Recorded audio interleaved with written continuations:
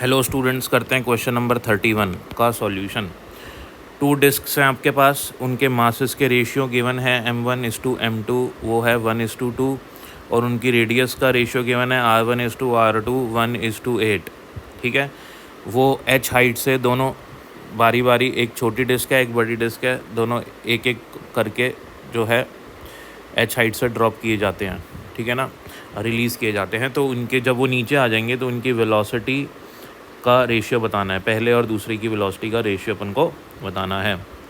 तो जितनी एनर्जी यहाँ पे है, टोटल इनिशियल एनर्जी, उतनी एनर्जी फाइनल होगी। तो अगर मैं फर्स्ट वाली डिस्क की बात करूँ तो उसके लिए टोटल इनिशियल एनर्जी क्या है, उसकी mgh है। और वो नीचे आते आते वो एनर्जी किस में कन्वर्ट हो जाएगी, वो हो जाएगी kinetic energy, rotational kinetic energy और ट्रांजिशनल काइनेटिक एनर्जी में। ठीक है ना, तो ट्रांजिशनल काइनेटिक एनर्जी का फॉर्मूला क्या होता है, 12mv², और साथ में रोटेशनल काइनेटिक एनर्जी का होता है 12I⍵²। ठीक है, अब पहले वाली डिस्क के लिए डेटा पुट कर देता हूँ मैं। आई कितना होता है डिस्क का, 12mr², और क्योंकि प्योर रोलिंग है तो ओमेगा v/r के बराबर होता है, तो ये हो जाएगा v²/r²। अब यहाँ से आप देख सकते हो r² से r² कैंसिल हो गया, m से m कैंसिल हो गए, ये तीनों m कैंसिल हो गए आपके। ठीक है, तो क्या बचा आपके पास, GH is equals to v²/2 plus v²/4।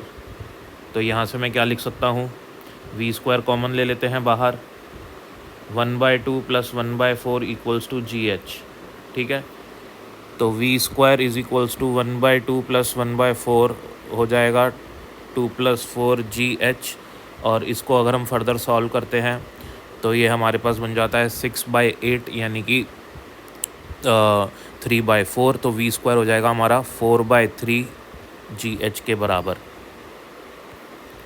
ठीक है, ऐसे ही हम अगर दूसरी वाले के लिए निकालेंगे, सेकंड वाली डिस्क के लिए, तो उसकी भी इनिशियल एनर्जी mgh ही है, तो उसकी इनिशियल एनर्जी mgh ही है, और ट्रांजिशनल हो जाएगी 12mv²। राइट, उसका मास, इसका और उसके मास में फ़र्क क्या है, दोनों के मास, इसका कैपिटल M मान लेते हैं हम, तो यहाँ पे 12mv² आ जाएगा, plus 12I⍵²। Moment of inertia हो जाएगा I, वो होता है I की जगह आ जाएगा आपके पास 12 कैपिटल M, और इसकी रेडियस जो है उसको हम कैपिटल R मान लेते हैं, या स्मॉल r मान लेते हैं दूसरे वाले की रेडियस को, 12I⍵²। ω² मतलब v² रेडियस का स्क्वायर। अब रेडियस यहाँ से कट गई, मास यहाँ से कट गया, फिर से वही सेम इक्वेशन बन गई जो पीछे बन रही थी। देखो आप, सेम इक्वेशन पीछे भी बन रही थी, GH 12 v², 1/4 v², GH v²/2 and v²/4। तो यानी कि इसको सॉल्व करने पे भी यही रिज़ल्ट आएगा। ठीक है, दैट इज़ 4/3 GH। यहाँ पे चाहे आप उसकी रेडियस पुट करोगे ना, आपको पहले वाली डिस्क की रेडियस अगर आपने R मानी है तो दूसरे वाली डिस्क की रेडियस 16 टाइम्स ऑफ R होगी, तो 16R और यहाँ से R वो सब कैंसिल हो जाएगा, 16R² 16R का होल स्क्वायर 16R का होल स्क्वायर। मास भी कैंसिल हो जा रहा है।